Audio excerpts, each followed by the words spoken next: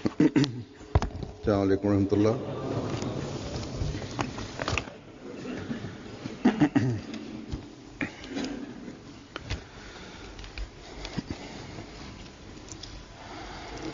अशहदु अल्ला इलाहा इल्लल्लाह वहदहु ला शरीक लहु وأشهد أن محمدا عبده ورسوله أما بعد فأعوذ بالله من الشيطان الرجيم بسم الله الرحمن الرحيم الحمد لله رب العالمين الرحمن الرحيم مالك يوم الدين إياك نعبد وإياك نستعين اهدنا الصراط المستقيم صراط الذين أنعمت عليهم غير المغضوب عليهم ولا الضالين.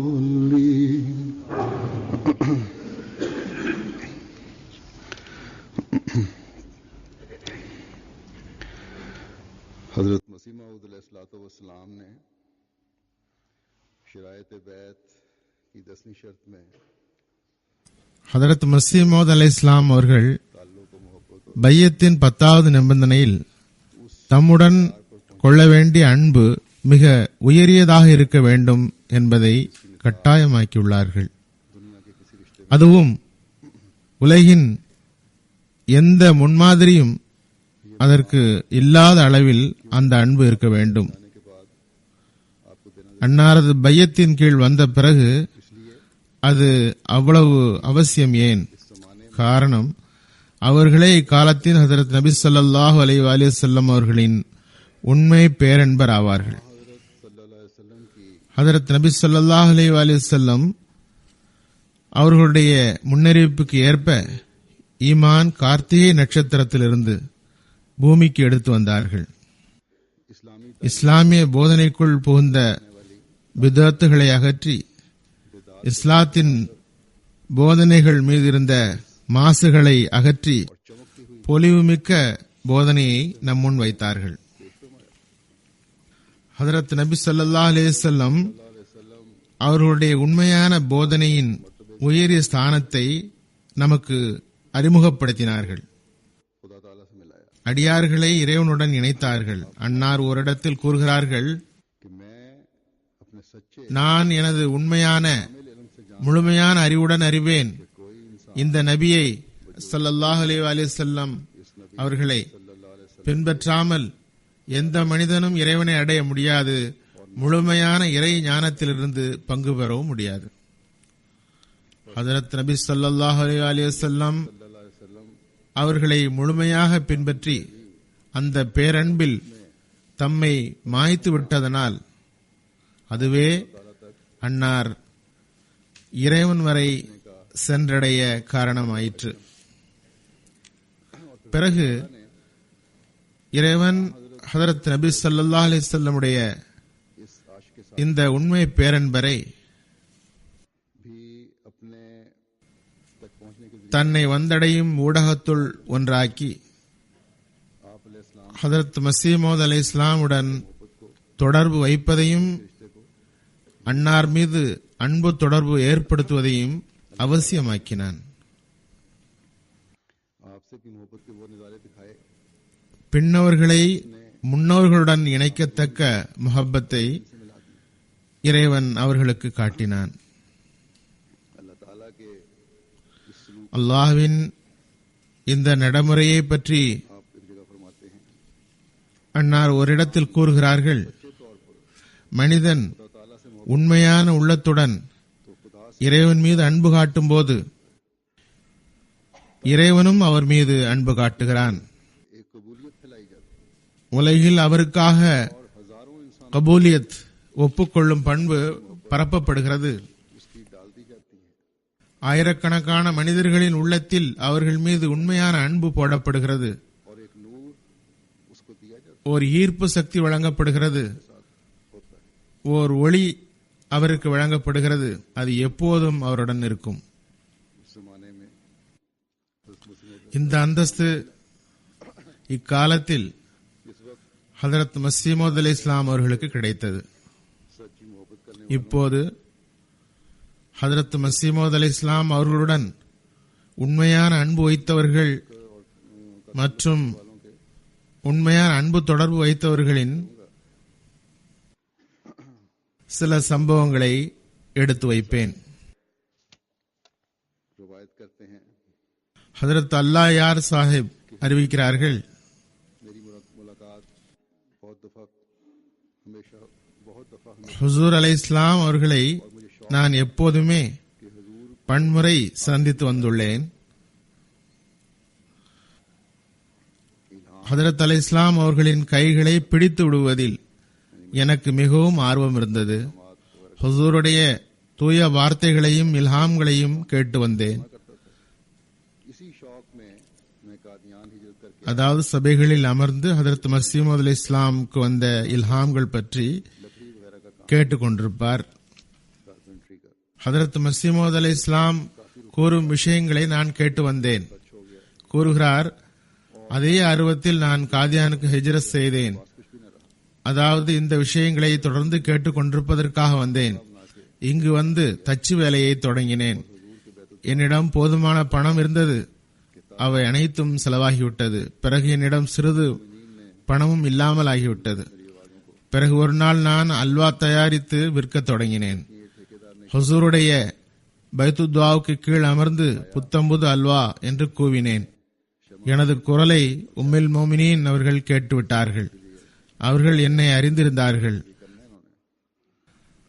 அவர்கள் குத்தகைக்காரர் என்ன வேலை தொடங்கியுள்ளார் என கேட்டார்கள். அதற்கு ஹதரத் மஸீஹ் மவ்ஊத் அலைஹிஸ்ஸலாம் கூறினார்கள், விட்டில் பூச்சிகள் விளக்கின் ஒளியின் மீது விழுந்து விடுகின்றன. அவர் என்ன செய்வார்? இவர் இந்த வேலைக்காகத்தான் வந்தார்.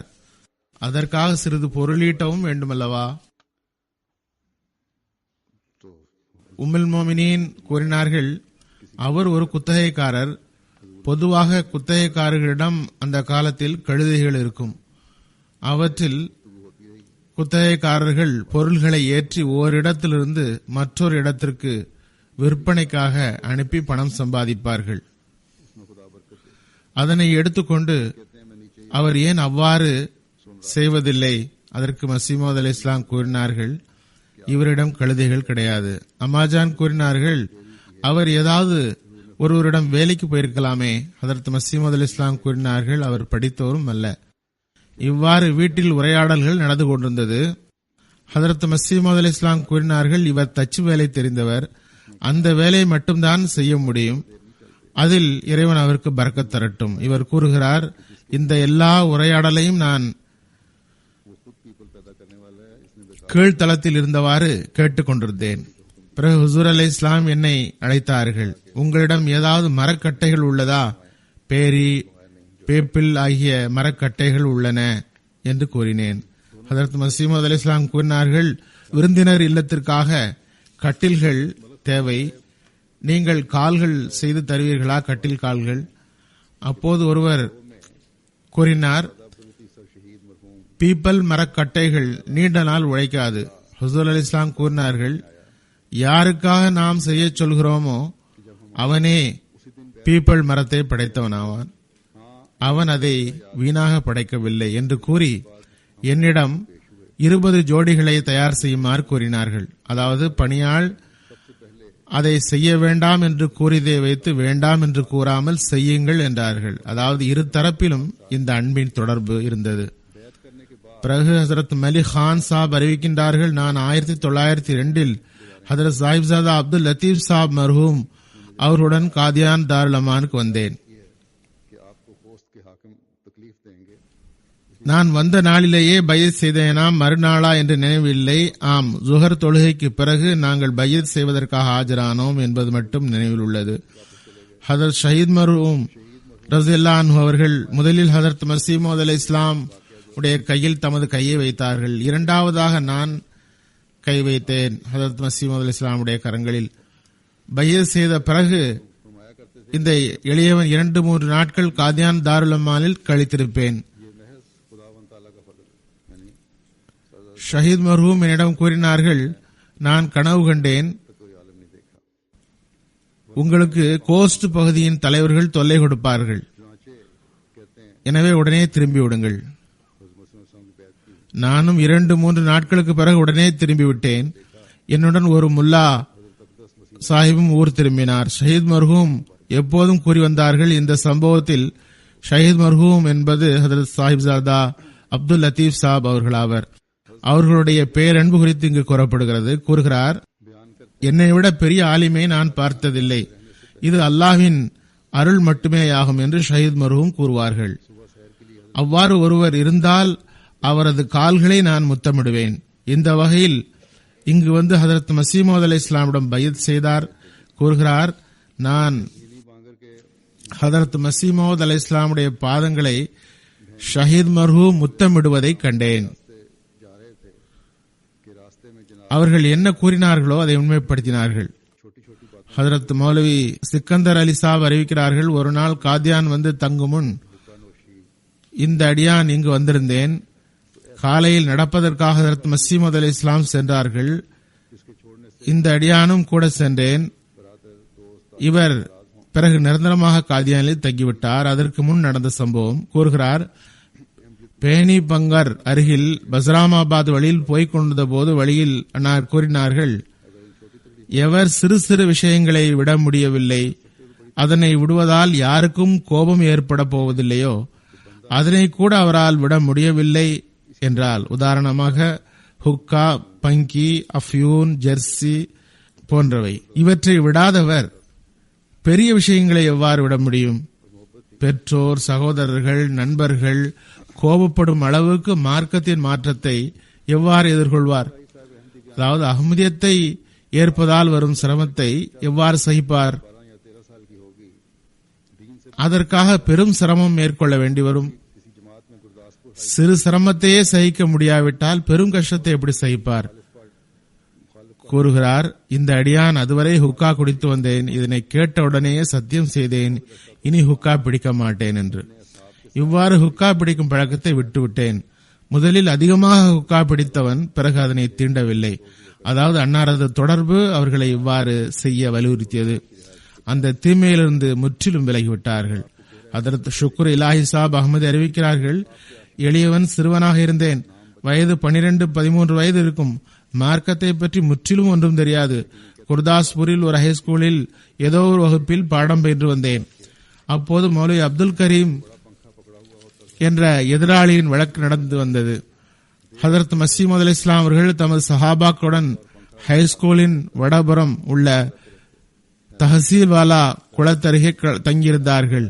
எளியவன் பள்ளிக்கூடத்தை விட்டுவிட்டு அவர்கள் தங்கியிருந்த இடத்திற்கு சென்று அங்கேயே நின்று கொண்டிருந்தேன். அன்னாரின் அருளுக்குரிய முகத்தை பார்த்து கொண்டிருந்தேன். அவர்கள் மீது பேரன்பு கொண்ட ஒருவர், அவர் பெயர் தெரியவில்லை, அப்போது நான் சிறுவனாக இருந்தேன். அவரது வலது கையில் பெரிய விசிறி இருந்தது. மிகவும் வேகமாக விசிறியை வீசிக் கொண்டிருந்தார். நீண்ட நேரம் நின்று கொண்டிருந்தார். அதே கையிலேயே விசிறியை வைத்திருந்தார். வீசிக்கொண்டே இருந்தார். எனக்கு வியப்பு, கை சோர்ந்து போகாதா? மெதுவாகவும் விசிறவில்லை, மாறாக மிகவும் வேகமாக விசிறுகிறார். மின் விசிறி போன்று வேகமாக விசிறினார். ஏனெனில் அது வெயில் காலம். 2வது முறை 3வது முறை வந்து பார்த்தேன், அதே நபர்தான். இது என்ன மந்திரவித்தை? விசிறி பெரியது, ஒரே கையால் நாள் முழுவதும் விசிறி கொண்டிருக்கிறாரே என்று வியந்தேன். ஆனால் அவர் உண்மையான பேரன்பு கொண்டவராக இருந்தார் என்பது இப்போது விளங்குகிறது. ஹஜ்ரத் மதத் கான் சாப் அறிவிக்கிறார், ஒருமுறை எனது ஊரில் ரமதான் மாதத்தில் ஒரு எண்ணம் வந்தது. இம்முறை காதியான் போய் நோன்பு வைக்க வேண்டும், அங்கேயே ஈது தொழுதுவிட்டு பிறகு வேலைக்கு போவோம் என்ற எண்ணம் வந்தது. அந்நாட்களில் ராணுவத்தில் புதிய ஆட்களை நிறைத்திருந்தனர். ராணுவத்தில் ஜூனியர் பொசிஷன் ஆபீசர் என்று ரேங்குகள் இருந்தன.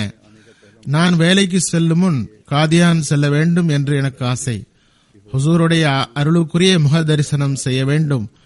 மீண்டும் ஹதரத் மஸீஹ் மவ்ஊத் அலைஹிஸ்ஸலாமுடைய கையில் பையத் செய்யும் வாய்ப்பு பெற வேண்டும் என்று விருப்பம் ஏற்பட்டது. ஏனெனில் எனது முதல் பையத்து 1895 அல்லது 96 நடந்தது. அதுவும் கடிதம் மூலம் செய்திருந்தேன். மேலும் நான் முதலாக காதியான் செல்லும் வாய்ப்பு இது. எனவே எனது உள்ளத்தில் விருப்பம் மேலோங்கியது. எப்படியாவது காதியான் சென்று ஹுசூர் அலைஹிஸ்ஸலாமை தரிசிக்க வேண்டும். வேலைக்கு போய்விட்டால் பிறகு ஹுசூர் அலைஹிஸ்ஸலாமை சந்திக்கும் வாய்ப்பு கிடைக்குமோ கிடைக்காதோ இறைவனே அறிவான். எனவே அவர் முதலில் காதியான் போவோம், ஹுசூரை பார்த்துவிட்டு வருவோம், பிறகு திரும்பி நமது வேலைக்கு செல்வோம் என்று விரும்பினார். இவ்வகையில் காதியான் வந்து ஹுசூரை சந்தித்தேன். அப்போது எனது உள்ளத்தில் ஒரு எண்ணம் எழுந்தது. முழு காஷ்மீரையும் எனக்கு தந்தாலும் சரி, நான் காதியானை விட்டு வெளியில் எங்கும் போகக்கூடாது. ஈர்ப்பு சக்தி என்னை காதியானை விட்டு திரும்ப செல்ல விடாமல் நிர்பந்தித்தது. ஹதரத் மஸீஹ் மவ்ஊத் அலைஹிஸ்ஸலாமுடைய அருளுக்குரிய முகத்தை பார்ப்பதை விட்டுவிட்டு காதியானை விட்டு வெளியில் செல்வது இயலாததாகிவிட்டது. அவர்களை பார்த்ததும் அனைத்தையும் மறந்தேன். வெளியில் 1000 ரூபாய் சம்பளமே கிடைத்தாலும் யாருக்கு வேண்டும்? வெளியில் போய்விட்ட பிறகு இந்த ஒளிமிக்க முகம் ஒருபோதும் தென்படாதே என்ற எண்ணம் தோன்றியது. நான் இந்த எண்ணத்தால் எனது ஊருக்கு போகும் எண்ணத்தை விட்டுவிட்டேன். இன்று அல்லது நாளை எனக்கு மரணம் வந்தால் ஹுசூரே எனக்காக ஜனாசா தொழுவிப்பார்களே, அப்போது எனது குறிக்கோளும் நிறைவேறிவிடும், அல்லாஹும் திருப்தி அடைவான் என்று கருதி காதியானிலேயே தங்க விரும்பினேன். ஒவ்வொரு நாளும் இங்கு ஓர் உரையில் ஹுசூரிடம் துஆவுக்காக எழுதி வீட்டு வாசலில் சென்று யாரிடமாவது கொடுத்து அனுப்புவேன். இது எனது வழக்கமானது. எனது இந்த செயலால் ஹுசூர் கோபமுற்றுவிடக் கூடாதே என்ற பயமும் இருந்தது. எப்போதும் இப்படி தொல்லை கொடுப்பதாக நினைத்துக் கொள்ளக் கூடாதே என்ற பயம் இருந்தது. ஆனால் எனது பயம் தவறு என்று தெரிய வந்தது. காரணம், ஒரு நாள் ஹுசூர் எனக்கு எழுத்துப்பூர்வமாகவே இவ்வாறு பதில் அனுப்பினார்கள். நீங்கள் மிகச்சிறந்த ஒரு பழக்கத்தை தொடங்கியுள்ளீர்கள், எனக்கு ஞாபகமூட்டிக் கொண்டிருக்கிறீர்கள். இதனால் நான் உங்களுக்காக அல்லாஹ்விடம் துஆ செய்து கொண்டிருக்கிறேன். இன்ஷா அல்லாஹ் இனியும் செய்வேன். மௌலை ஜமாலுத்தீன் சாஹிபுடைய மகன் ஹதரத் முகமது இஸ்மாயில் சாப் கூறுகிறார், எனக்கு கிட்டத்தட்ட 20 வயது இருக்கும். நான் குர்தாஸ்பூரில் ஜெஹ்லமியுடைய வழக்கில் தீர்ப்பு வழங்கப்படவிருந்தது. நான் ஒரு நாள் முன்பாக அங்கு சென்றேன். அங்குள்ள ஒரு வீட்டில் ஹுசூர் அலைஹிஸ்ஸலாம் தங்கியிருந்தார்கள். வெயில் காலம். ஹதரத் மஸீஹ் மவ்ஊத் அலைஹிஸ்ஸலாம் ஒரு அறையில் அமர்ந்திருந்தார்கள். அங்கு எனது தந்தை மியா ஜமாலுத்தீன் சாப் மற்றும் இமாமுத்தீன் சாப், ஷெஹ்வானி, சௌத்ரி அப்துல் அசீஸ் சாப் ஆகியோர் அங்கிருந்தனர். நான் அங்கு சென்று ஹுசூருக்கு விசிறி வீசினேன். ஹுசூர் அவர்கள் என்னை பார்த்தார்கள். எனது தந்தை ஜமாலுத்தீன் சாஹிப்பை பார்த்து புன்முறுவலித்தவாறு கூறினார்கள், மியா இஸ்மாயில் சாபும் வந்து நற்கூலியில் பங்கு பெற்று விட்டார். இந்த சிறு தொண்டினால் ஹுசூர் அலைஹிஸ்ஸலாம் மகிழ்ச்சி அடைந்தது எனக்கு இன்னும் நினைவில் உள்ளது. உள்ளத்தில் இன்பம் பிறக்கிறது. ஹதரத் ஷேக் அஸ்கர் அலி சாப் அறிவிக்கிறார்கள், பொதுவாக ஹதரத் அக்தஸ் அலைஹிஸ்ஸலாம் வெளியிலிருந்து வந்த நண்பர்கள் விடைபெற்று செல்வதற்காக அனுமதி கேட்டால் அவர்களிடம் மீண்டும் மீண்டும் அடிக்கடி வருமாறு கூறுவார்கள். சில நேரங்களில் இன்னும் சிறிது காலம் தங்குங்கள் என்பார்கள். அவர் இன்னும் சில காலம் தங்க முடியும் என்று யாரை குறித்து ஹதரத் அக்தஸ் அலைஹிஸ்ஸலாம் அவர்களது உள்ளத்தில் எண்ணம் தோன்றுமோ அவரை இன்னும் தங்குங்கள் என்பார்கள். எல்லாரையும் இன்னும் தங்குங்கள் என்று கூறுவதில்லை. மேலும் நண்பர்களுக்கும் ஹுசூர் அலைஹிஸ்ஸலாமை பிரிவது பெரும் கஷ்டமாகவே இருந்தது. ஒவ்வொரு நண்பரும் பிரிந்து செல்லும் போது கைகுலுக்கி அனுமதி பெற்று செல்வார். எவ்வளவு நேரமானாலும் சரி, முசாபா செய்து அனுமதி பெறாமல் எனக்கு தெரிந்தவரை எவரும் சென்றதில்லை. சிலருக்கு முசாபா செய்யும் வாய்ப்பு மிக தாமதமாகவே கிடைக்கும். ரயிலுக்கு குறித்த நேரத்தில் சென்று சேர முடியாது போய்விடலாம் என்ற நிலை இருந்த போதிலும் அல்லாஹ்வின் செயலாக ஹதரத் மசீமது அலைஹிஸ் ஸலாமுடைய பரக்கத்தினால் வண்டி தாமதமாக பட்டாலா வரும் அவர்கள் சென்று ரயிலில் ஏறிய சம்பவங்களும் பல உண்டு. அவர் தனது சம்பவத்தை எழுதுகிறார். எனக்கு அதுபோன்ற ஒரு சம்பவம் நடந்தது. நாங்கள் தாமதமாக சென்றோம். அந்த நாளில் குதிரை வண்டியும் கிடைக்கவில்லை. நாங்கள் சில நண்பர்கள் நடந்தே சென்றோம். அன்று 6 மணிக்கு ரயில் பட்டாலா வரும் நேரமாக இருந்தது. அதில் செல்ல வேண்டும் என்பது திட்டம். ஆனால் நேரம் குறைவாகவே இருப்பதாக பட்டது. துவா செய்து கொண்டிருந்தோம். வேகமாக நடந்தோம். சில பகுதிகளில் ஓடவும் செய்தோம். இறைவன் மிகவும் தைரியத்தை வழங்கியிருந்தான். ஸ்டேஷனை நெருங்கினோம். அப்போது வண்டி இன்னும் வரவில்லை என்று தெரிய வந்தது. சிறிது நேரத்திற்கு பிறகு வண்டியில் நாங்கள் பயணமானோம். ஹதரத் அக்தஸ் அலைஹிஸ் ஸலாமுடைய பரக்கத்தாக இருந்தது. முகமது ஹுசைன் சாப் மர்ஹமி சாபின் மகன் ஹதரத் மாஸ்டர் நசீர் ஹுசைன் சாப் கூறுகிறார்கள், இந்த எளியவன் எப்போது ஹதரத் மசீமது அலைஹிஸ் ஸலாமுடைய அவையில் அமரும் வாய்ப்பு கிடைத்தாலும் அவர்களின் சொற்பொழிவை கேட்டாலும் இந்த எளியவனின் வழக்கமாவது என்னிடம் உள்ள குறிப்பேடு மற்றும் பென்சில் கொண்டு ஹுசூருடைய பேச்சில் நான் நடைமுறைப்படுத்த தகுந்த விஷயங்கள், வாழ்வின் அத்தியாவசியமான பயனுள்ள கருத்துக்களை எழுதி வைத்துக் கொள்வேன். ஹதரத் அல்லா தத்தா சாப் ஹெட் மாஸ்டர், இவர் மியா அப்துல் சத்தார் சாபுடைய மகன். இவர் கூறுகிறார், அநேகமாக 1901 அல்லது 1902 ஒரு நவாப் சாஹப் தனது பணியாளர்களுடன் ஹதரத் ஹலீஃபத்துல் மஸீஹ் அவ்வல் அவர்களிடம் சிகிச்சைக்காக காதியான் வந்திருந்தார். ஒரு நாள் முதலாவது ஹலீஃபத்துல் மஸீஹ் அவர்களுடன் நான் இருந்தேன். அப்போது நவாப் சாஹிபுடைய உறவினர்களான ஒரு முஸ்லீமும் ஒரு சீக்கியரும் வந்திருந்தனர். அவர் கூறினார், நவாப் சாஹிபுடைய பகுதியில் வைஸ்ராய் வர உள்ளார். நீங்கள் சில நாட்கள் எங்களுடன் வர வேண்டும். அதாவது முதலாவது ஹலீஃபா அவர்களை தம்முடன் வருமாறு கூறினார். ஹலீஃபா அவ்வல் கூறினார்கள், நான் எனது உயிருக்கு உரிமையாளன் அல்லன். எனக்கு ஒரு எஜமானர் உண்டு, அவரிடம் கேளுங்கள். இந்த வகையில் ஜுஹர் நேரத்தில் மஸ்ஜித் முபாரக்கில் இந்த பணியாளர்கள் நபியுல்லா ஹதரத் அக்தஸ் அலைஹிஸ் ஸலாமுடைய சமூகத்தில் வந்து கேட்டனர். ஹுசூர் அலைஹிஸ் ஸலாம் கூறினார்கள், மௌலவி சாப் அவர்களை நாம் நெருப்பில் இட்டாலும் மறுக்க மாட்டார்கள் என்பதில் சந்தேகமில்லை. தண்ணீரில் மூழ்கடித்தாலும் மறுக்க மாட்டார்கள். ஆனால் அவர்கள் மூலமாக இங்கு ஆயிரக்கணக்கானோர் பயன்பெற்றுக் கொண்டிருக்கிறார். ஓர் உலகியல்வாதிக்காக இந்த அருளை அடைக்க முடியாது. நவாப் சாஹிபுக்கு வாழ்வு வேண்டுமென்றால் இங்கு தங்கியிருந்து சிகிச்சை பெறட்டும். வைஸ்ராய் வருகிறார், எனவே அவரை அங்கு கூட்டிச் செல்கிறோம் என்பது முடியாது. இங்கு ஏழைகளுக்கு இவர்களால் பயன் கிடைக்கிறது. எனவே ஏழைகளுக்கே முதலிடம். ரிவாயத் செய்கிறார் ஹஜரத் ஹலீஃபா அவ்வல் ரஸியல்லாஹுடைய நடவடிக்கையாவது அது எவ்வாறு வெளிப்பட்டது என்று பார்ப்போம். நெருப்பில் போட்டாலும் நீரில் மூழ்கடித்தாலும் செல்வார்கள் என்பது ஹதரத் மசீமது அலைஹிஸ் ஸலாம் வைத்திருந்த நம்பிக்கை அல்லவா?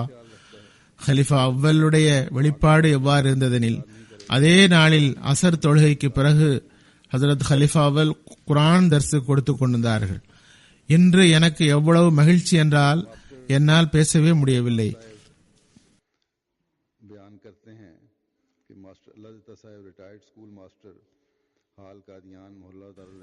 எனது எஜமானர் என்னுடன் மகிழ்ச்சியாக இருக்க வேண்டும் என்பதே என் கவலையாக இருக்கிறது. இன்று எத்துணை மகிழ்ச்சிக்குரிய தருணம் என்றால் என்னை பற்றி அவர்கள் எவ்வாறு கருத்து தெரிவித்துள்ளார்கள். நான் நூர்தீனை நெருப்பில் இட்டாலும் மறுக்க மாட்டார், நீரில் மூழ்கடித்தாலும் மறுக்க மாட்டார் என்று கூறியுள்ளார்கள். ஹதரத் மாஸ்டர் வாதவே கான் சாப் அறிவிக்கிறார்கள், மாஸ்டர் அல்லா தத்தா சாப் ரிட்டையர்டு ஸ்கூல் மாஸ்டர் காதியான் தாருர் ரஹ்மத் மஹல்லாவில் தங்கியுள்ளார். குஜரான்வாலாவில் கீலா தீதார் சிங் ஸ்கூலில் உதவி ஆசிரியராக பணியில் இருக்கும்போது கூறினார்கள், ஒருமுறை நான் காதியான் போயிருந்தேன். कादियान आया हुआ था। तातीलात के दौर மஸ்ஜித் முபாரக்கில் ஹதரத் மசீமோத் அலை இஸ்லாம் தமது நண்பர்களுடன் அமர்ந்திருந்தார்கள். மௌலை நூருதீன் சாபும் அங்கிருந்தார்கள். बटाले के மௌலை நூருதீன் சாஹிபை சுட்டிக்காட்டி ஹதரத் அலை இஸ்லாம் கூறினார்கள், वही खेत அதாவது ஹலிஃபா அவ்வலை சுட்டிக்காட்டி கூறினார்கள், இம்மனிதர் எனது உண்மையான பேரென்பர் ஆவார். दान जाने को दिल नहीं பள்ளியை விட்டு வெளியில் கடைவீதிக்கு வந்ததும் மௌலி சாப் கூறினார்கள், ஒரு மனிதருக்கு தனது பேரன்பிற்குரியவர் அவரை பார்த்து இவர் என் மீது பேரன்பு கொண்டவர் என்று கூறுவதை விட வேறு என்ன வேண்டும். ஹதரத் மாஸ்டர் மௌலா பக்ஷ் சாஹிப், இவர் உமர் பக்ஷ் சாஹிபுடைய மகன். இவர் கூறுகிறார், 1999 में நான் ஒருமுறை காதியான் வந்திருந்தேன். कादियान गया। விடுப்பு இன்னும் ஓரிரு நாட்கள் எஞ்சியிருந்தன. நான் ஹுசூரிடமிருந்து விடைபெற்று காக்ரோபோ முஹல்லாவுக்கு வெளியில் வந்து பட்டாலாவுக்கு செல்லும் சாலைக்கு வந்துவிட்டேன். जके वाले ने इसबाब மேற்கொண்டு செல்ல மனமில்லை. और मैं वहां हैरान खड़ा அங்கேயே வயலில் அமர்ந்து விட்டேன். खिलाफी आदत அங்கிருந்து தாரை தாரையாக அழுதேன். திரும்பி வந்து விட்டேன். மேலே செல்ல முடியவில்லை. நிம்மதியற்ற நிலை. और उन्होंने मुझसे पूछा कि ये इसबाब அங்கேயே அமர்ந்திருந்து விட்டு திரும்பி வந்து விட்டார். பருவகால விடுமுறை முடிந்து वो इसबाब न பிறகு சென்றார். ஹதரத் மசீமோத் அலை இஸ்லாம் அவர்களின் அன்பின் தாக்கம். के बाद वाले साहब वापस ஹதரத் மௌலவி முஜிபுர் ரஹ்மான் சாப் கூறுகிறார், सुबह को நான் எனது தந்தையாருடன் 1899 காதியான் சென்றேன். பட்டாலாவிலிருந்து குதிரை வண்டியில் ஏறி पहुंचने पर காதியான் அடைந்தேன். வண்டி காதியான் விருந்தினர் இல்லத்தை அடைந்ததும் தந்தையார் குதித்து ஓடிச் சென்றார். வண்டிக்காரர் சாமான்களை எடுத்து வைத்துவிட்டு வியப்புடன் நின்றார். தந்தையார் வழக்கத்திற்கு மாற்றமாக வண்டியிலிருந்து குதித்து ஏன் ஓடினார்? हम दोनों एक चारपाई पर बैठ गए। சிறிது நேரத்தில் ஹாமிஸ் அஹமது அலி சாப் வெளியில் வந்தார்கள். அவர் என்னிடம் இந்த சாமான்களை மியா ஹபீபுர் ரஹ்மானுடையதா? அவர் என்னிடம் இந்த சாமான்கள் மியான் ஹபீபுர் ரஹ்மானுடையதா என்று கேட்டார். நான் ஆம் என்றதும் சாமான்களை உள்ளே விருந்தினர் இல்லத்திற்குள் தூக்கி சென்றார். சிறிது நேரத்திற்கு பிறகு தந்தையார் வந்தார். மறுநாள் ஃபஜ்ர் தொழுகைக்கு பிறகு தந்தையார் என்னை ஹதரத் மசீமது அலி இஸ்லாமுடைய வீட்டிற்கு அழைத்து சென்றார். हो जाएगा। फरमाया अच्छा आज शाम को बैत ले लेंगे। चुनाचे उस दिन शाम को வாசலுக்கு அருகில் சென்றதும் ஹுசூர் தானே கதவை திறந்தார்கள். நாங்கள் அறைக்குள் சென்றோம். அது பைத்துல் ஃபிக்ருடன் இருந்த அறையாகும். ஹதரத் மசீமோத் அலை இஸ்லாம் முன் உள்ள மேஜையில் நிறைய நூல்கள் இருந்தன. அன்னார் அமர்ந்ததும் நாங்கள் ஒரு கட்டிலில் அமர்ந்தோம். அது அருகில் இருந்தது. எனது தந்தை ஹதரத் மசீமோத் அலை இஸ்லாமுடன் நீண்ட நேரம் பேசிக் கொண்டிருந்தார்கள். அதன்பின் எனது தந்தையார், जिन्होंने बेचैन किया। நான் முஹிபுர் ரஹ்மானை பையத்திற்காக அழைத்து வந்துள்ளேன் वालिद साहब को मामूल था कि कादियान पहुंचते ही पहले हज़रत मसीह मौद என்றார்கள். இவர் பையத் செய்தவர்தானே? நீங்கள் பையத் செய்துள்ளீர்கள். இவர் பிறப்பிலேயே அகமதியாக பிறந்துள்ளார். தந்தையார் சேர்ந்தால் பிள்ளைகளும் அதில் அடங்குவர். எனவே பையத் முதலிலேயே நடந்துவிட்டது என்று ஹதரத் மசீமது அலை இஸ்லாம் கூறினார்கள். தந்தையார் கூறினார்கள், இவர் பையத் செய்ய வேண்டும் என்று விரும்புகிறேன். इस बात पर इसरार किया। அதனால் துவாவின் பரக்கத்து அவனுக்கு கிடைக்கும். சரி, இன்று மாலை பையத் வாங்குவோம் என்று ஹதரத் மசீமது அலை இஸ்லாம் கூறினார்கள். பிறகு அதே நாள் மக்ரிப் தொழுகைக்கு பிறகு எளியவன் இன்னும் சில நண்பருடன் சேர்ந்து பையத் செய்தேன். பையத்து செய்த பிறகு எனக்கு புதிய ஓர் உணர்வு ஏற்பட்டது. காதியான் வந்தடைந்ததும் எனது தந்தை குதிரை வண்டியிலிருந்து இறங்கி ஓடியதும் ஹதரத் மசீமோத் அலை இஸ்லாம் அவர்களை சந்திப்பதற்காகத்தான் என்று புரிந்தது. அந்த பேரன்புதான் அவரின் நிம்மதியை குலைத்தது. இறங்கியதுமே ஹுசூரின் முன் போய்விட்டார்கள். காதியான் சேர்ந்ததும் ஹதரத் மசீமோத் அலை இஸ்லாமுடைய சமூகத்தில் சென்று விடுவது எனது தந்தையாரின் வழக்கமாக இருந்தது. தினமும் காலை வேளையில் தனியாகவும் சந்திப்பார்கள்.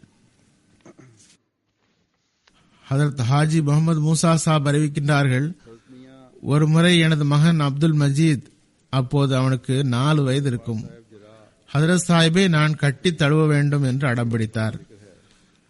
மக்ரிபிலிருந்து சுபு வரை இதை கூறிக்கொண்டிருந்தார். இரவு முழுவதும் மிகவும் தொல்லை கொடுத்தான். காலையில் எழுந்ததும் முதல் வண்டியில் பட்டாலா வந்தோம். அங்கிருந்து வண்டியில் காதியான் வந்தோம். போனதும் ஹுசூருக்கு தூது அனுப்பினோம். அப்துல் மஜீத் உங்களை கன்னத்தோடு கன்னம் வைத்து தழுவ விரும்புகிறான் என்று தூது அனுப்பினோம். சிறு பையன்தான், 4 வயது. அப்போது ஹுசூர் வழியில் வந்தார்கள். அப்துல் மஜீத் அன்னாரின் காலை கட்டி தழுவினான். இவ்வாறு ஹுசூரை சந்தித்தான். 4 வயது பையன் கூறினான், இப்போது திருப்தி கிடைத்துவிட்டது. ஹதரத் மியா அப்துல் கஃபார் சாஹிப் ஜீரா அறிவிக்கின்றார்கள், ஒரு முறை ஹதரத் சாப் படிக்கட்டில் இறங்கி வந்தார்கள். அகமதியா சௌக்கில் வந்து நின்றார்கள். எனக்கு நினைவில் உள்ளது, ஹுசூர் அவர்கள் கைத்தடியை தமது இடுப்பில் வைத்தவாறு கீழ் ஊன்றி அதில் சாய்ந்து நின்றார்கள். நான் ஹதரத் கலிஃபத்துல் மஸீஹ் அவ்வளுடைய மருத்துவமனைக்கு அருகில் வந்து நின்றேன். ஹுசூரை பார்த்துவிட்டு எனது தந்தையிடம் கூறினேன், பாபா, ஹதரத் சாப் வந்துவிட்டார்கள். தந்தையார் கூறினார்கள், சத்தம் போடாதே, உன் சத்தம் கேட்டு மக்கள் அருகில் ஓடி சென்று சுற்றி விடுவார்கள். ஹுசூர் வார்த்தைகளை கேட்கும் இன்பம் கிடைக்காமல் போய்விடும். இதுவும் அன்பின் பேச்சுதான். நமக்கும் ஹதரத் மஸீமௌத் அலைஹிஸ்ஸலாமுக்கும் இடையில் எவரும் வந்துவிடக்கூடாது. அவர்கள் பேச்சை கேட்க முடியாத அளவுக்கு மக்கள் அவர்களை சூழ்ந்து விடக்கூடாது. நாம் அவர்களை நெருங்க முடியாமல் போய்விடக்கூடாது. இவ்வாறு நாங்கள் எழுந்தோம். ஹுசூரிடம் முசாஃபா செய்தோம். ஹதரத் சாப் எனது தந்தையாரிடம் கூறினார்கள், மியா குலாம் சாப், அம்ரித்சர் செய்திகள் ஏதாவது இருந்தால் கூறுங்கள். தந்தையார் கூறினார்கள், ஹுசூர் மக்கள் இடையில் வந்து பேசத் தொடங்குவர். நான் ஒரு ஏழை, என்னுடைய பேச்சு தடைபட்டுவிடும். ஹுசூர் கூறினார்கள், இன்று நீர்தான் பேச வேண்டும், வேறு யாருடைய பேச்சும் இருக்காது. முஹல்லா தாருல் அன்வர் பக்கம் ஹுசூர் நடக்க சென்றார்கள். அங்கு ஹசரத் சாபுடைய வீடு இருந்தது. அங்கு சென்றார்கள். ஹாஜா கமாலுதீன் சாபுடைய மாமனார் ஹலீஃபா ரஜுபுதீன் சாப் காஷ்மீரி மொழியில் கூறினார், அமைதியாக இருங்கள், நாங்கள் பேச வேண்டியுள்ளது. ஹுசூர் கூறினார்கள், இன்று நாம் மியா குலாம் ரசூலுடன் பேசுவோம், அவர் நம்முடன் பேசுவார். மியா குலாம் ரசூலுடைய பேச்சு தவிர வேறு யாரும் பேசக்கூடாது என்று கூறி அவரை அமைதியாக இருக்க செய்தார்கள். முல்லாக்களை பற்றி பேச்சு நடந்தது. எனக்கு நினைவுள்ளது, தந்தையார் ஹுசூரிடம் அம்ரிட்சரில் உள்ள ஒரு முல்லாவை பற்றி கூறிக்கொண்டிருந்தார். அந்த முல்லா என்னிடம், மிர்சா சாஹிப்பை விட்டுவிடு, நான் உங்களுக்கு நிறைய பணம் தருகிறோம். நான் அதற்கு பதில் கூறினேன், ஒரு பெரும் வணிகர் ஒரு பெண்ணை வைத்துள்ளார். உலக ஆசையில் அவர் அந்த பெண்ணை விட முடியாத போது நான் இறைவனின் நபியை எப்படி விட முடியும்? அதாவது உலகியல்வாதி தனது உலக காதலுக்காக உலகையும் அழித்து ஆகிரத்தையும் அழித்துக் கொள்கிறார், பெயரும் கெட்டு போகிறது. நான் இறைவனது அன்பிற்காக இறைவனது நபியுடன் கொண்ட அன்பினால் பிணைக்கப்பட்டுள்ளேன், அதனை எப்படி விட முடியும்? இதன் மூலம்தான் என்னுடைய இம்மை மற்றும் மறுமை ஆகியவை சீர்பெற வேண்டும் என்று நான் நம்புகிறேன். ஹதரத் ஷேக் ஜைனுல் ஆபிதீன் சாப் அறிவிக்கிறார், எனது சகோதரர் மஹர் அலி சாப் 8வது வகுப்பு படித்து வந்தார். நோயுற்று 6 மாதம் வரை வயிற்றுப்போக்கு இருந்தது. சிகிச்சை பெற்று வந்தோம், குணமாகவில்லை. நாங்கள் முற்றிலும் நம்பிக்கை இழந்தோம். காதியான் கொண்டு வந்தோம். நான்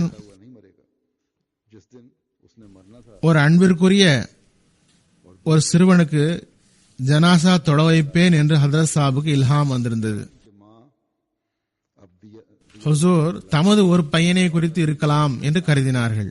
மஹர் அலியை இங்கு கொண்டு வந்ததும் ஹதரத் மஸீமௌத் அலைஹிஸ்ஸலாம் 1 மாதம் 1.5 மாதம் சிகிச்சை அளித்தார்கள். சிறிது சுகம் கிடைத்தது. அந்த சிறுவன் உயிர் பிழைக்க முடியாது என்று ஹுசூருக்கு இல்ஹாம் வந்தது. உடனே ஹதரத் ஹாஃபிஸ் அஹமது அலி சாஹிபிடம் கூறினார்கள், இந்த சிறுவனை வீட்டிற்கு எடுத்துச் செல்லுங்கள், இவன் பிழைக்க மாட்டான். இங்கு வந்து இறந்து விட்டால் உறவினர்கள் இங்கு வரவேண்டிய சிரமம் ஏற்படும்.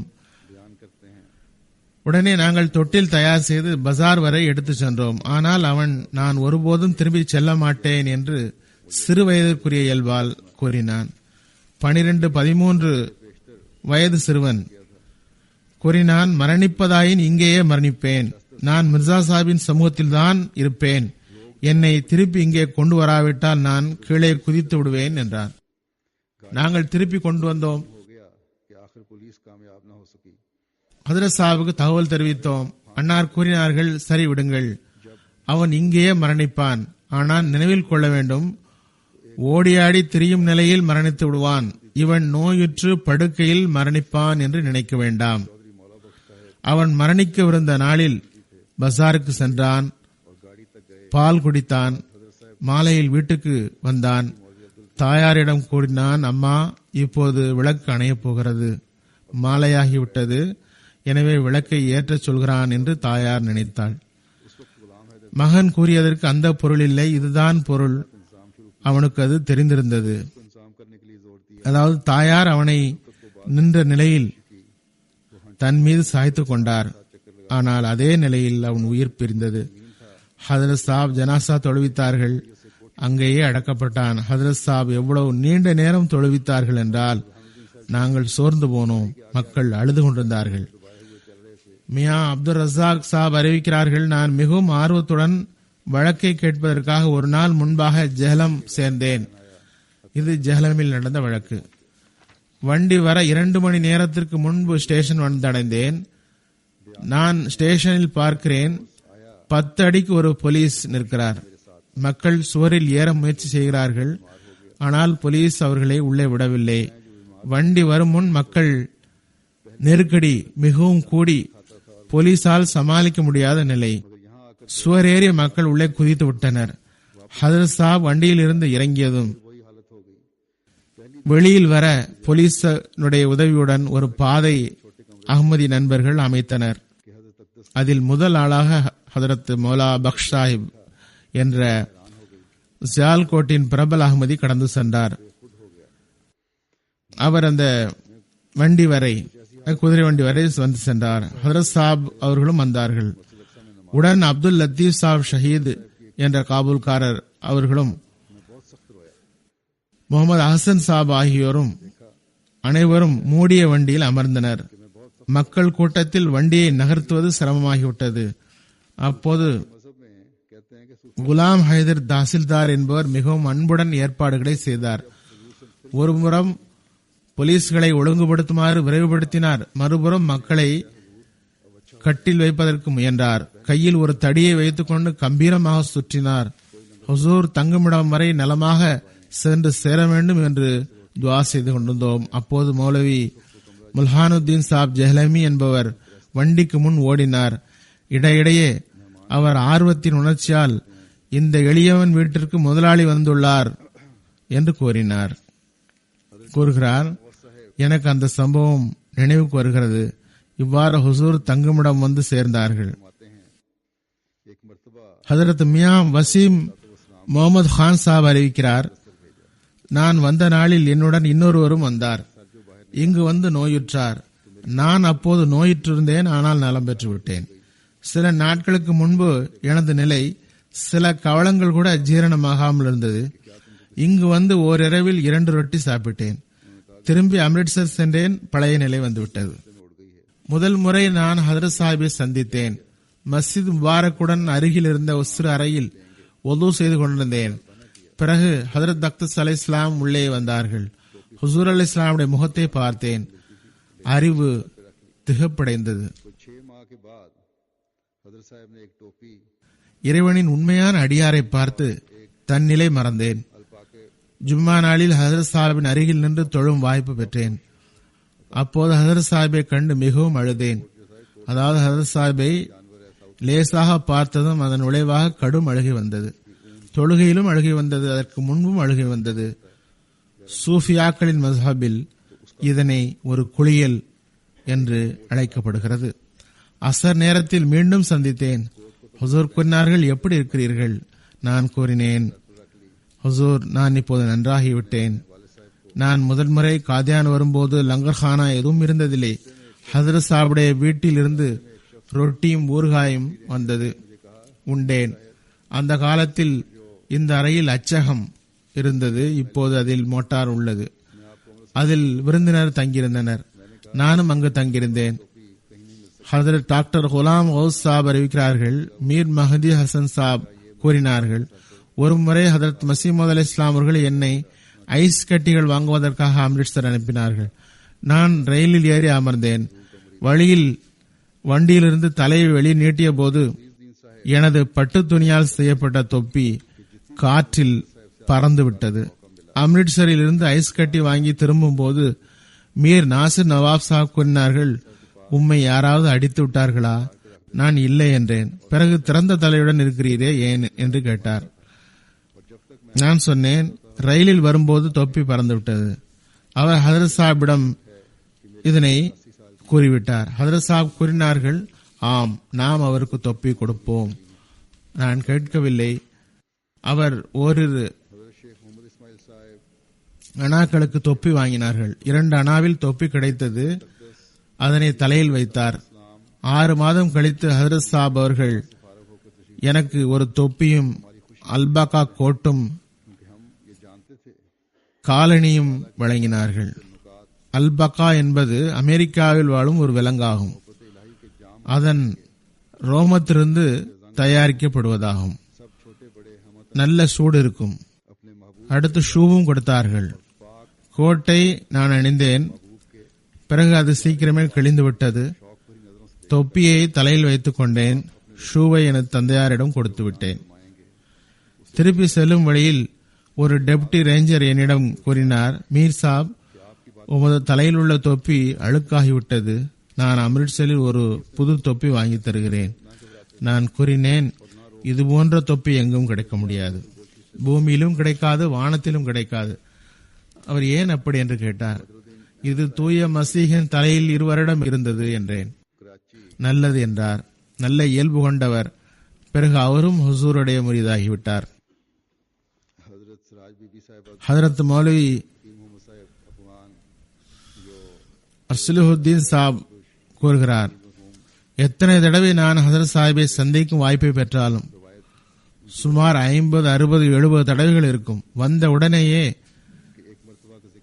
எனது தலைப்பாகையை கழற்றி வைத்துவிட்டு ஹதரத் சாஹிபுடைய 2 கைகளையும் எனது தலையில் வைப்பேன். நானாக விடாதவரை ஹுசூர் தனது கையை இழுக்க முயன்றதில்லை. இதன் விளைவாக எனக்கு இப்போது 81 வயதாகிவிட்டது. நான் ஒரு நாளும் நோயுற்றதில்லை. இருப்பினும் காதியானில் இருக்கும்போது சின்ன சிறு காயங்கள் ஏற்பட்டுள்ளன. அதில் ஷேக் முகமது இஸ்மாயில் சாப் ஷேக் முசித்தா சாஹிபுடைய மகன் கூறுகிறார்கள், ஹதரத் அக்தஸ் மசீமோத் அலை இஸ்லாம் மஸ்ஜித் முபாரக்கில் இருந்து தொழுகையை முடித்துவிட்டு வரும்போது எங்களது மகிழ்ச்சிக்கு அளவே இருக்காது.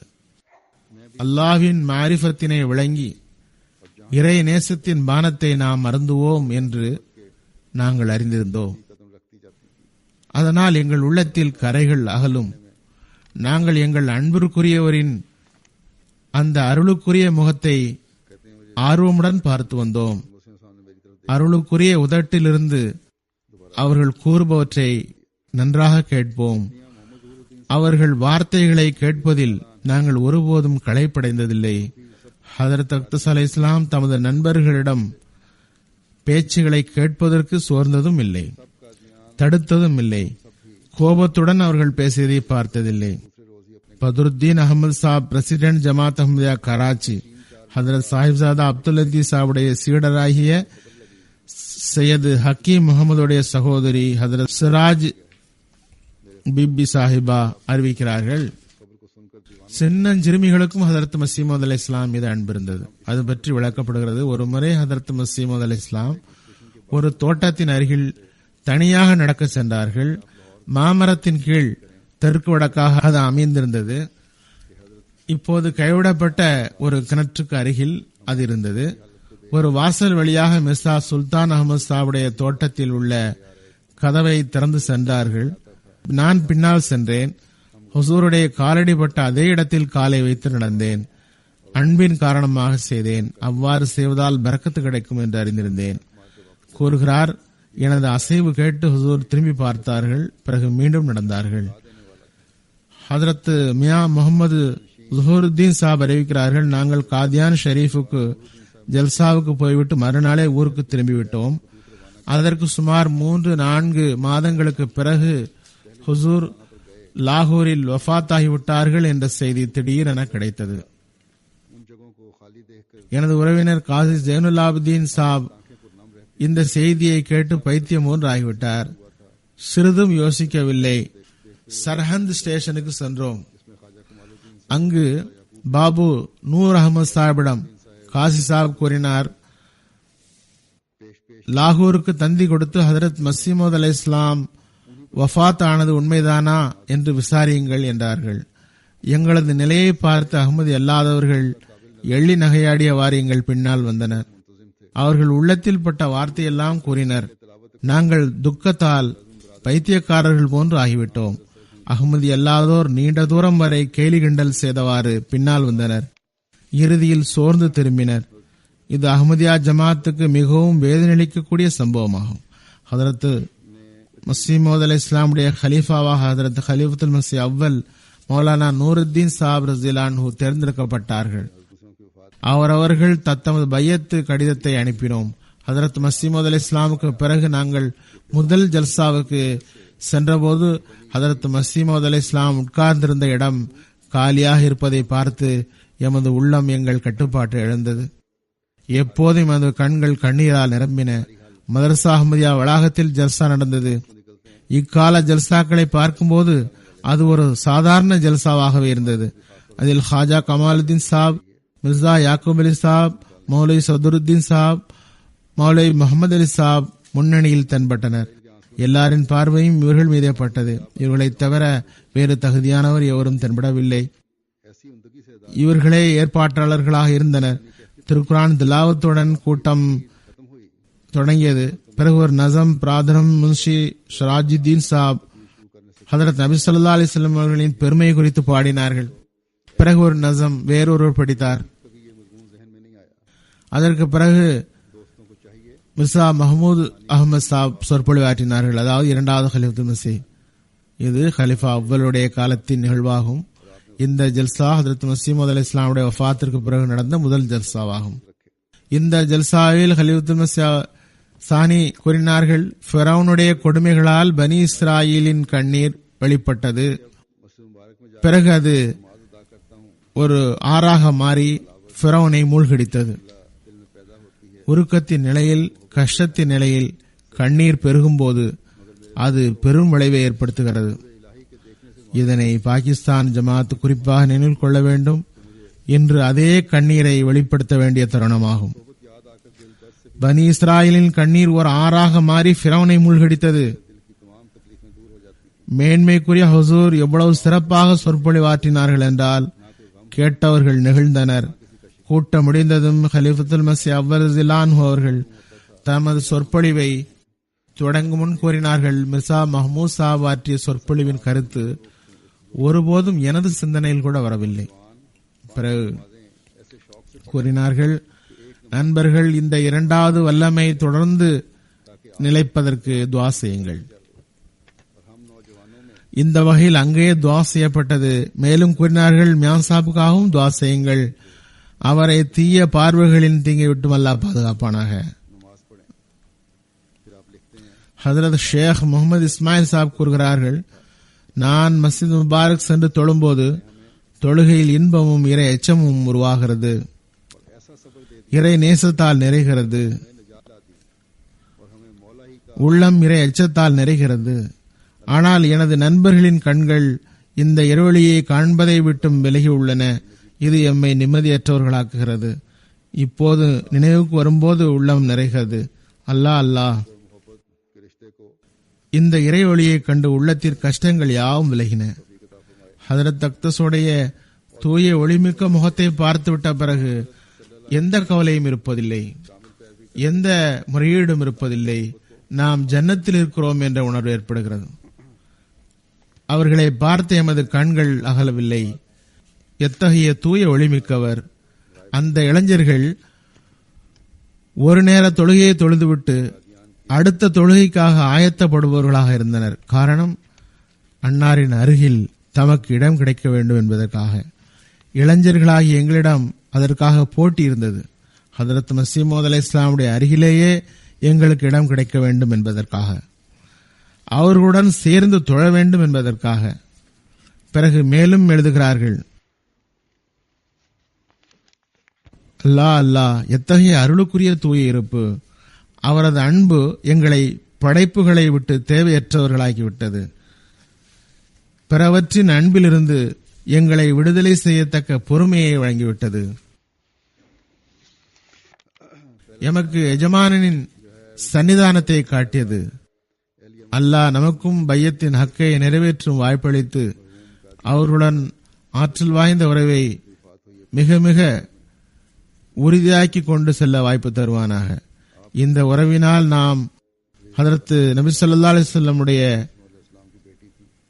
அவர்களை முழுமையாக பின்பற்றி அல்லாஹ்வின் முஹப்பத்தை பெறுவோமாக.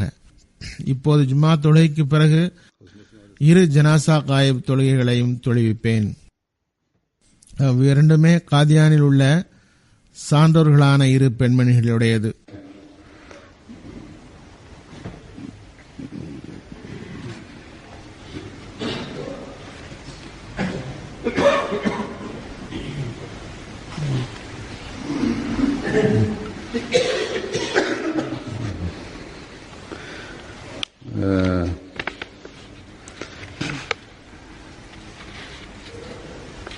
முதலாவது ஜனாசா கண்ணியத்திற்குரிய ரஷீதா பேகம் சாஹிபா மிஸ்திரி முகமது தீன் சாப் தர்வேஷ் உடைய மனைவி, மர்ஹூம் காதியானை சார்ந்தவர். மே 4ஆம் தேதி அவர்கள் வஃபாத் ஆனார்கள். வயது 85. இன்னா லில்லாஹி வ இன்னா இலைஹி ராஜிஊன். இவர் மியா பதஹ்தீன் சாப் ரலியல்லாஹு தஆலா அன்ஹு என்ற மஸீஹ் மவ்ஊத் அலைஹிஸ்ஸலாமுடைய சஹாபியின் மகளாவார். ஹதரத் மஸீஹ் மவ்ஊத் அலைஹிஸ்ஸலாமுடைய குடும்பத்தில் உள்ள ஹதரத் அம்மா ஆயிஷா என்ற பெண் பிரபலமானவர். ஹதரத் அம்மாஜான் அவர்கள் அப்பெண்ணை மகளாக வளர்த்து வந்தார்கள். அவருடைய சகோதரர் மகளாவார். காதியானில் ஹதரத் மிர்சா வசீம் அஹ்மத் சாஹிபுடைய அவர்களுடன் மிக சிறப்பான தொடர்பு இருந்தது அவருடைய குடும்பத்துடன். இவரும் தனது கணவருடன் சேர்ந்து தர்வேசான வாழ்க்கை வாழ்ந்தார்கள். மிக சிரமத்துடன் வாழ்ந்தார்கள், ஆனால் மகிழ்ச்சியுடன் வாழ்ந்தார்கள். மர்ஹூமா 1944 வசியத் செய்யக்கூடிய வாய்ப்பை பெற்றார்கள். 6 வருடம் லஜ்னா இமாயில்லா பாரத்துடைய சதராக தொண்டு செய்தார்கள்.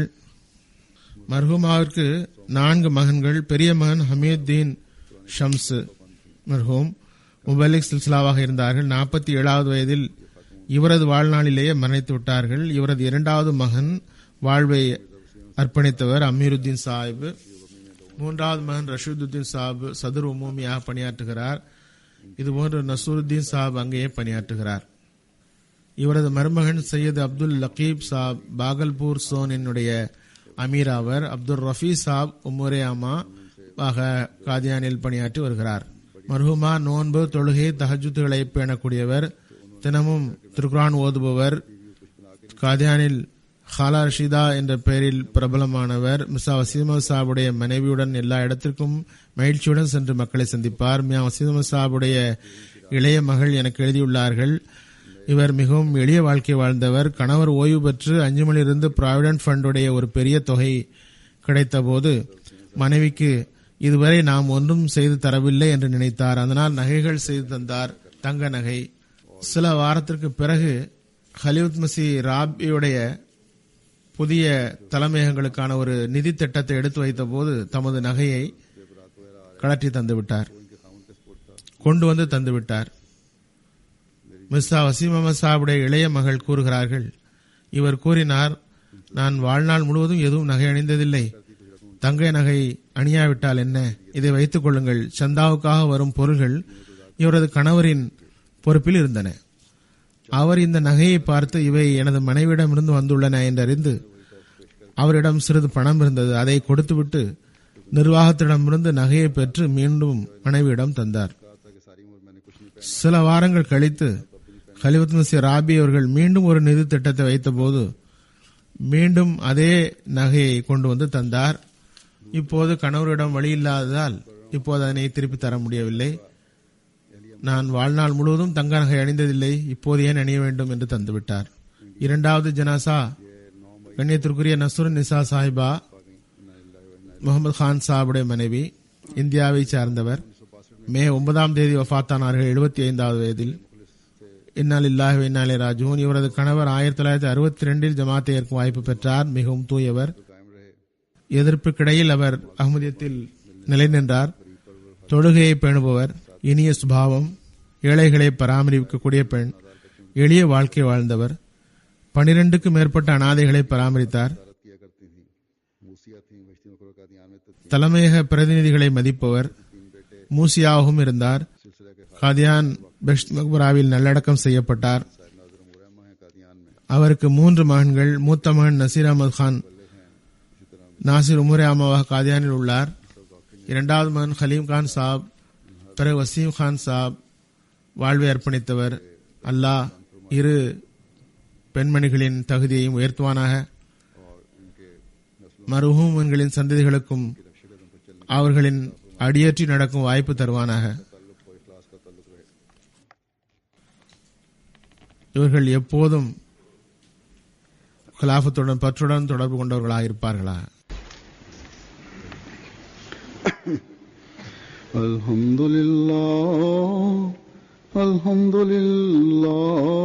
நஹ்மதுஹு வ நஸ்தஈனுஹு வ நஸ்தக்ஃபிருஹு வ நு'மினு பிஹி வ நதவக்கலு அலைஹி வ நஊது பில்லாஹி மின் ஷுரூரி அன்ஃபுஸினா ومن سيئات أعمالنا من يهده الله فلا مضل له ومن يضلل فلا هادي له ونشهد أن لا إله إلا الله ونشهد أن محمدا عبده ورسوله عباد الله رحمكم الله إن الله يأمر بالعدل والإحسان وإيتاء ذي القربى وينهى عن الفحشاء والمنكر والبغي يعظكم لعلكم تذكرون اذكروا الله يذكركم وادعوه يستجب لكم ولذكر الله أكبر.